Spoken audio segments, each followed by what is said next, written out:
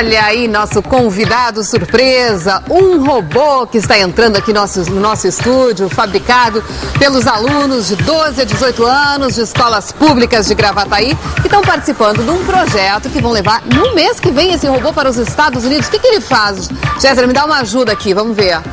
Ele tem uma boia, vamos ver se ele consegue colocar a boia aqui no meu braço. Ah, perfeitamente. Esse é o objetivo do robô. Então, exatamente. Esse ano a competição, o robô tem que pegar o máximo de boias possível e de pendurar na arena, né?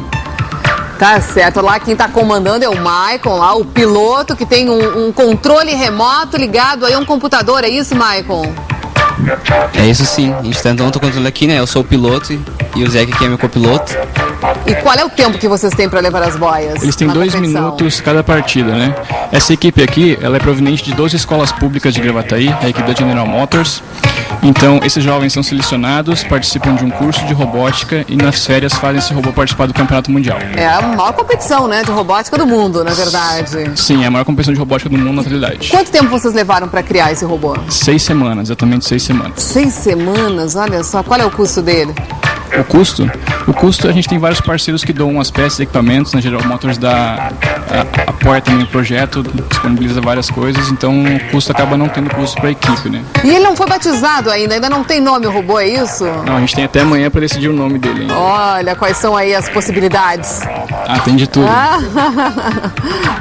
Quem é que diz aí alguma das possibilidades de nome para esse robô? Não sabem ainda? Então, nosso robô ele botou uns neons verdes, né? Então pode ser lanterna verde, não sei. Lanterna verde, tá aí uma das sugestões, né? E vocês já tiveram outras vezes lá fazendo essa competição e foram bem colocados. Sim. Quais são as chances esse ano com esse lanterna verde, digamos assim? Nós estamos há 6 anos, já temos 4 vice-campeonatos, né? Então esse ano a gente acredita que esse robô pode ser campeão, tem todas as possibilidades de ser campeão. Vamos direto para Nova York. Quem é que vai? Toda a equipe? Sim, toda a equipe. Toda a equipe, então uma ótima viagem para vocês e sucesso, tá bom? Só uma informação, qualquer aluno de escola pública de Gravataí que quiser se inscrever na equipe pode entrar no site www.itech.org.br.